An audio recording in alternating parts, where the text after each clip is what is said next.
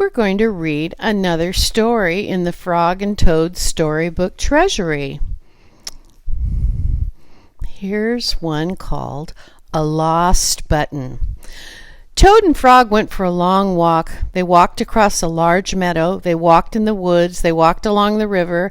At last they went back home to Toad's house. "Oh, drat," said Toad. "Not only do my feet hurt, but I have lost one of the buttons on my jacket." "Don't worry," said Frog. "We will go back to all the places where we walked. We will soon find your button." They walked back to the large meadow. They began to look for the button in the tall grass. "Here's your button," cried Frog. "That is not my button," said Toad. "That button is black. My button was white." Toad put the black button in his pocket. A sparrow flew down. "Excuse me," said the sparrow. "Did you lose a button?" "I found one." "That is not my button," said Toad. "That button has 2 holes. My button had 4 holes." Toad put the button with 2 holes in his pocket. They went back to the woods and looked on the dark paths. "Here's your button," said Frog.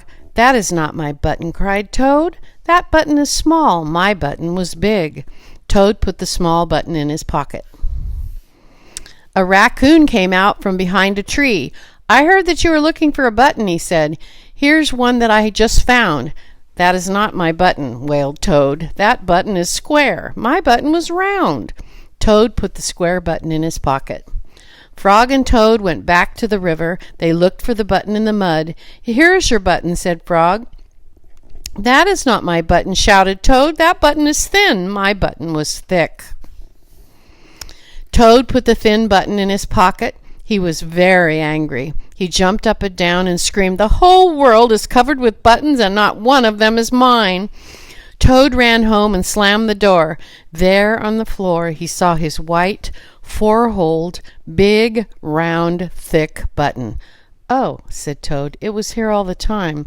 What a lot of trouble I have made for Frog." Toad took all the buttons out of his pocket. He took his sewing box down from the shelf. Toad sewed the buttons all over his jacket. The next day Toad gave his jacket to Frog. Frog thought it was beautiful. He put it on and jumped for joy. None of the buttons fell off. Toad had sewed them on very well. The end.